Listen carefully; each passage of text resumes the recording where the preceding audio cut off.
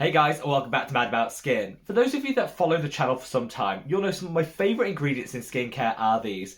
Peptides. I've got some wonderful results from including peptides in my own skincare journey, and there's studies behind them to show that they can boost collagen and elastin for some anti-aging benefit. They can minimise the appearance of any hyperpigmentation by minimising the amount of excess pigment produced, and they hydrate our skin to the gods. However, recently you'll see a lot of content online questioning how effective peptides really are. This has led to a lot of you guys reaching out to me and saying, Rob, am I kind of wasting my money reaching for a peptide serum? Should I be looking elsewhere for the same benefits? And that's really what I want to cover off in today's video. So sit back, relax, and let's talk, do peptides really work? Now, before we get into this video, I would love to know your own experience with peptides. Give me like your peptide before and after stories in the comments section below. Whatever your thoughts are when it comes to peptides, if you're like me, you like the channel, and you like skincare content here on YouTube, don't forget to reach down and give this video a big thumbs up and a like. Honestly, this is the best way of supporting me as a content creator, because the more likes a video gets, the more widely YouTube distributes it on its platform. So from the bottom of my heart, thank you all so much. Now, I want to keep this short, sharp, and to the point, so let's cut that waffle and delve straight on in. So, peptides, what are they? What can they do for the skin? Are they actually effective? We're going to cover it all in today's video, and if you're looking for one section of the video over another, I've left some timestamps in the description box below, so be my guest, use them to navigate your way through. But in a very simplistic way, peptides are long-chain amino acids. When they enter the skin, break down and provide different functions in the skin. Some of them act as humectants, which mean they draw in and retain moisture within themselves to give maximum plumpness and hydration.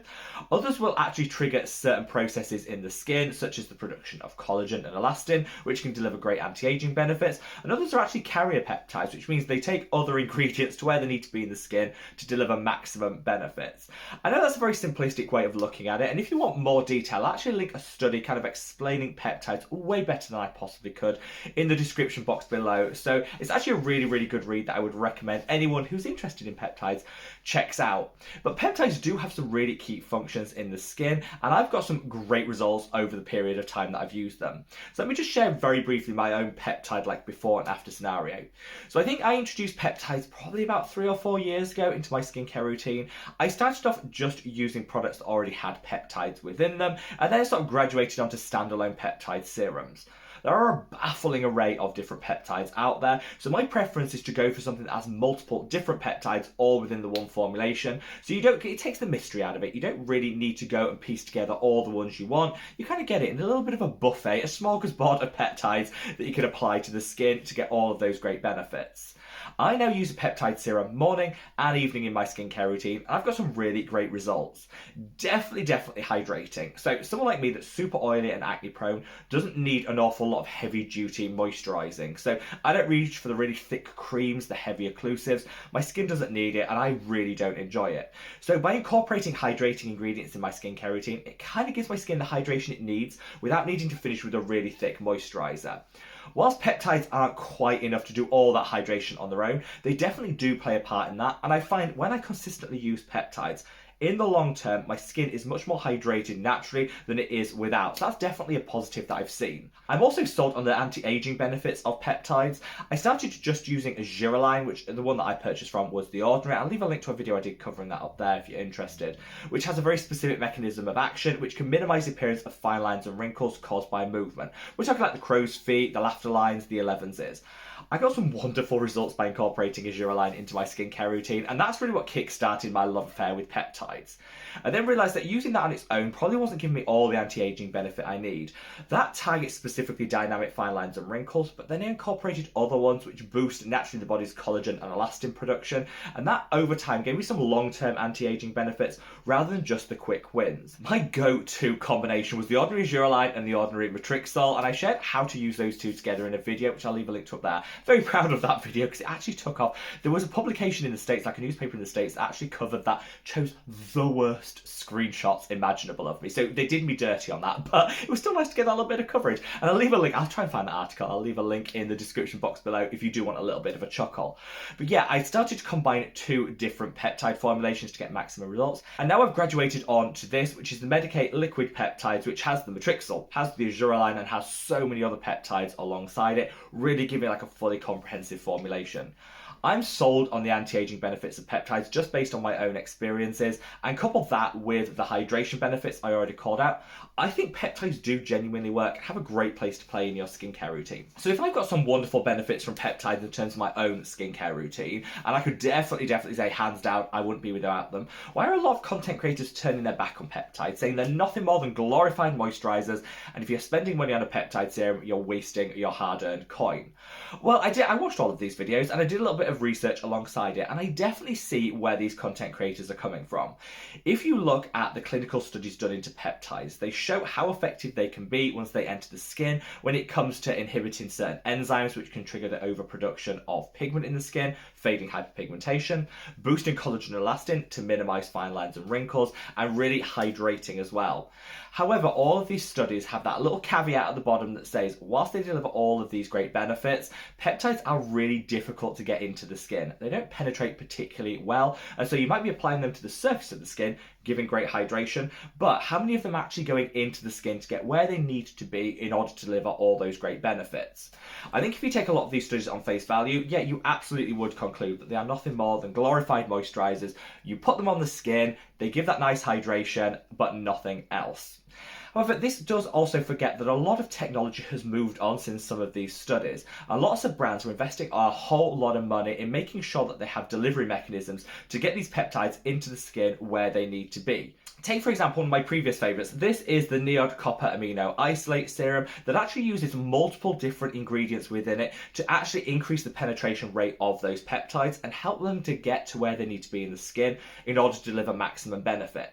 So you get far less wastage in terms of peptide benefit from a serum like this than you would for some of the more cheaper formulated ones that don't have that technology.